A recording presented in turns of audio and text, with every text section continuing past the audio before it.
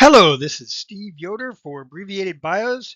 Matthew Maury took the Bible's descriptions of nature seriously, and because of that, he was able to develop a new scientific specialty, oceanography, or the physical geography of the seas.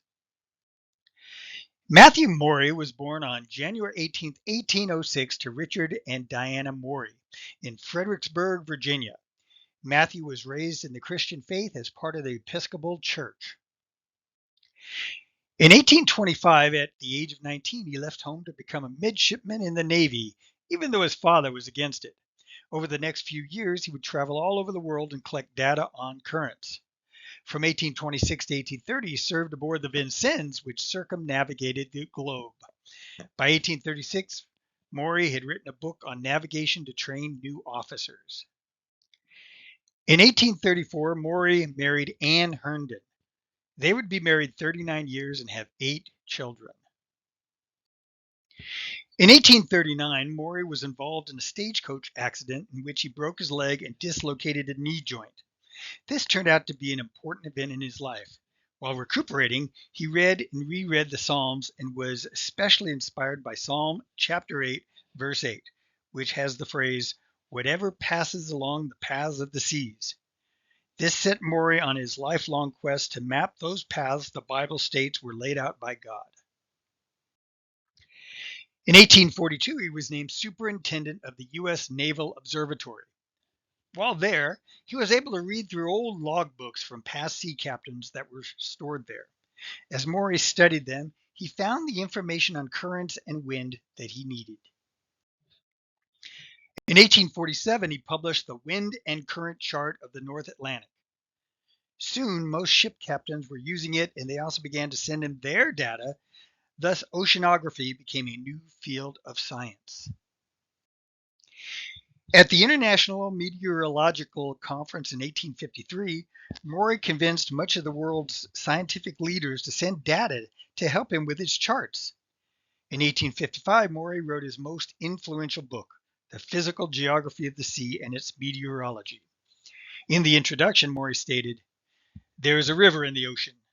In the severest droughts, it never fails, and in the mightiest floods, it never overflows. Its banks and its bottoms are of cold water, while its current is of warm. The Gulf of Mexico is its fountain, and its mouth is the Arctic seas. There is in the world no other such majestic flow of waters. Its current is more rapid than the Mississippi or the Amazon, and its volume more than 1,000 times greater." Maury then mapped the ocean lanes for ships to travel. He later had the initial idea for the National Weather Bureau. By the 1850s, Maury had invented a device that could measure the depths of the ocean. Maury directed that ships make soundings of the depths of the North Atlantic. This information Maury used to help direct Cyrus Field on where to lay the transatlantic telegraph cable.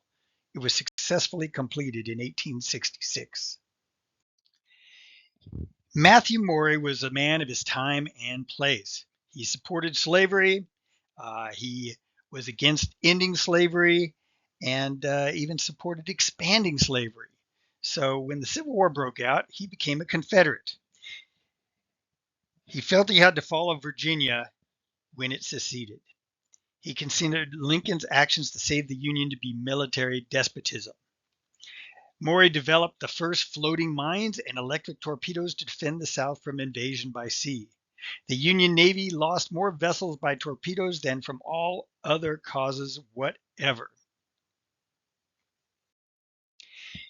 After the war, Matthew Maury was a wanted man. He had, after all, committed treason against the United States. He and his family stayed in England. He finally returned to Virginia in 1868 after Andrew Johnson, the president, gave amnesty to all the former rebels. Commander Maury died on February 1st, 1873. By taking the Bible seriously, he was able to create a new scientific specialty, oceanography, and was able to map the currents of the oceans. He truly was the Pathfinder of the seas. Thank you for viewing this episode of Abbreviated Bios. If you like this kind of stuff, please subscribe to my channel and tell others about it. Thank you again. Bye.